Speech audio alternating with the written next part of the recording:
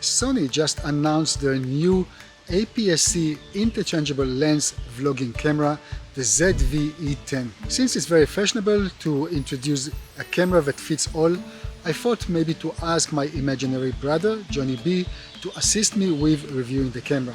So let's welcome Johnny B. Johnny B, how are you?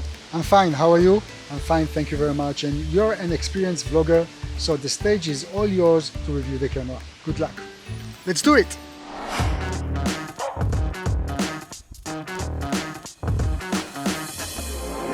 This is a Cinity review, supported by B&H and CVP. So guys, I'm filming now with the new ZV-E10, and that's going to be a rather short review. And this is because somehow this camera feels a bit more or a bit less and familiar, depends where you're coming from. And let me explain, please. First of all, let's start with what Sony tried to do here. They tried to merge two camera lines. The APS-C compact camera line, like the 6600 or 6400 for example, and then the vlogging camera, the ZV-1. If you're coming from the Sony Alpha compact line, what are you gaining? You're gaining a better onboard audio, and I'm now using it. I have this little fluffy thing to protect from the wind, and it is a windy day. Let me just take this off. I want to show you the difference. So this is now without any shield. I have the windshield here. It comes with the camera itself. And if I put it on, I think you can already hear the difference. It's doing rather a good job, and I can record myself in such an environment. And this is the same three capsules, audio capsules that we found in the ZV-1 already. And I think the audio is doing quite well. You're gaining a flipped LCD screen. So if you're vlogging, of course, this is very, I don't want to say essential, but it's very useful. You're gaining a little square, red square, that shows you that you're actually recording. You're gaining a front tally lamp, which is also nice. And you're gaining some streaming capabilities.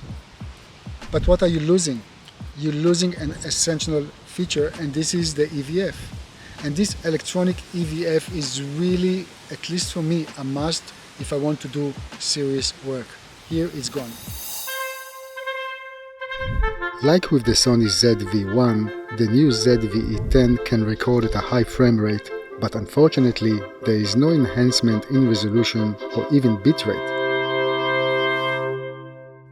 So we are still limited to Full HD in up to 120 frames per second.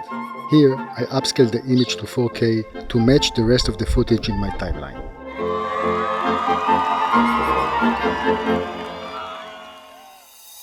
All other things, pixel density 20 million, 4K up to 30p, this is all the same. You know what, even the menu structure is the same, it's the old menu structure. And this is a bit of pity because in a way Sony is creating more prestige cameras like the A7S III and the A1. Of course they have the new menu structure, and all the others are kind of a bit neglected. But anyway, now if I'm moving to the ZV-1, what am I gaining? I'm gaining a larger sensor, APS-C sensor, which is great if I want to do low light filming. And I might gain more flexibility because of the interchangeable lens system. This might be good for some, but for others, especially if you are vlogging, I'm not so sure that this is essential. What am I losing? I'm losing one of the most important features of the ZV-1, and this is the built-in ND filter. The other thing that I'm losing is the actual built-in zoom lens. So again, it depends where you're coming from, and it really depends what you do. You gain here flexibility with changing lenses, but you are losing something, especially if you're a vlogger, because I'm not so sure that you would want to change lenses all the time. Speaking about lenses, you can also buy together with, this is the kit lens. This is 16 to 50 millimeter lens. It has a zoom rocker on it. What else? This camera, like with the ZV-1, doesn't have an automatic audio levels, and I think this is very important if you are vlogging, because you probably want to deal with the camera the less as possible. I bet you want to know how well the inner stabilizing system is doing, so I'm right now on fully automatic mode. I'm using the kit lens, the 16 to 50 millimeter. I'm on active mode when it comes to the stabilizing itself.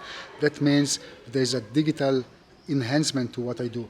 Now, what you can see while my face is actually being stabilized quite well. If you look at the background, obviously the camera is working overtime to compensate on the movement in a digital way, and I'm not so sure that looks so good. I'll continue walking just that you see the effect.